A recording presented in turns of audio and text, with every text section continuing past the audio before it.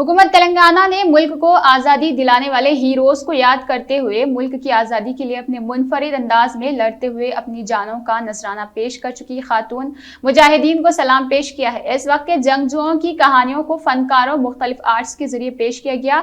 Chief minister KCR ने इंतहाई जोश व जज्बे के साथ इस प्रोग्राम को देखा और उन्होंने स्टेज पर पुरजज्बाती मंजर की सताइश की और ताली बजाकर फनकारों की हौसला अफजाई भी की।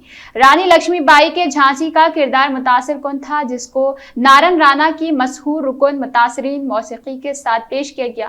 फनकारों ने अपने अंदाज में रानी लक्ष्मीबाई की बहादुरी और उनकी कुर्बानी को पेश किया।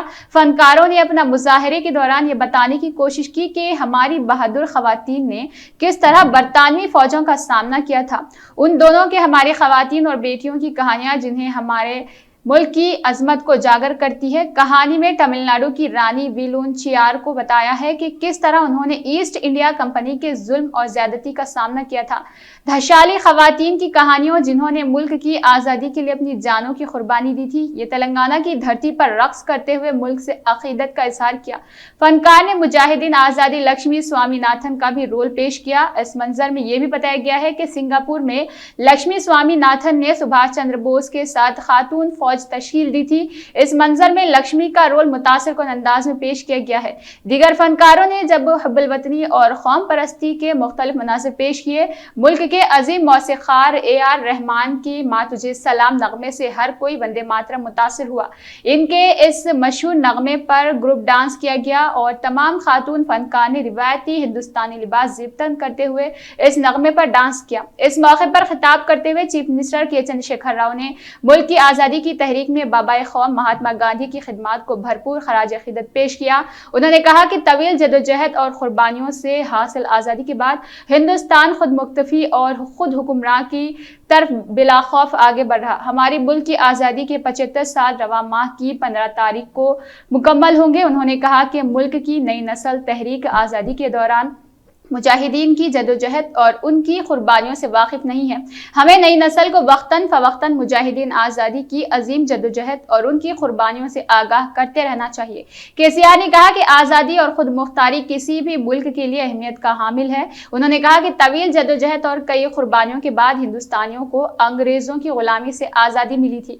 आज़ादी की ये लड़ाई तकरीबन 150 साल पर मुहित है। अंग्रेज हुक्मरानों के खिलाफ कई लोगों ने अपने अपने अंदाज में लड़ाई लड़ी और मुल्क की खातिर जानों का नजराना पेश किया। इस लड़ाई में 1857 का गदर अहम माना जाता है। हमें यह समझना चाहिए कि आखिर क्या मुहर्रिकात थे कि सिपाहियों ने बरतानवी राज के खिलाफ बगावत की थी। इनकलाबी तरीके से इनकलाब हुआ और यहाँ तक कि जब इनकलाबी कौमियत फतह याब होती है तब वो फतहमंद भी होती है, जब रियासत के साथ ताउन करने वाले निस्फ इनकलाबियों के साथ मुत्तहिद हो जाती है। उन्होंने कहा कि नाकामी से सबक सीखने के बाद उन्होंने जदोजहद को जारी रखा। Chief minister K Chandrashekhar Rao ने महात्मा गांधी एक अजीम वकील थे जिन्होंने तहरीक आज़ादी की क़ियादत की थी। जनूबी अफ्रीका में नस्ली इम्तियाज और दीगर मौज़ूआत पर तवील जदोजहद के बाद गांधी जी हिंदुस्तान वापस लौटे। उन्होंने कहा कि हिंदुस्तान की धरती ने गांधी जी जैसा अजीम सपूत को जन्म दिया है। उन्होंने कहा कि महात्मा गांधी न सिर्फ तहरीक आज़ादी के अजीम कायद थे बल्कि वो दुनिया के अजीम शख्स भी थे। उन्होंने दुनिया को अदम तशद्दुद का फलसफा भी दिया था। KCR ने कहा कि जब वो रुकन पार्लियामेंट थे तब अमेरिकी सदर बाराक ओबामा हिंदुस्तान आए थे और वो वक्त ओबामा पार्लियामेंट के मुश्तरका इजलास से तारीखी खिताब किया था। बाराक ओबामा ने अपनी मुतासिर कुन तकरीर में कहा कि अगर महात्मा गांधी इस दुनिया में नहीं आते तो ओबामा अमेरिका के सदर नहीं बन पाते। ओबामा के उन अल्फाज से तमाम हिंदुस्तानी मुतासिर हो गए थे।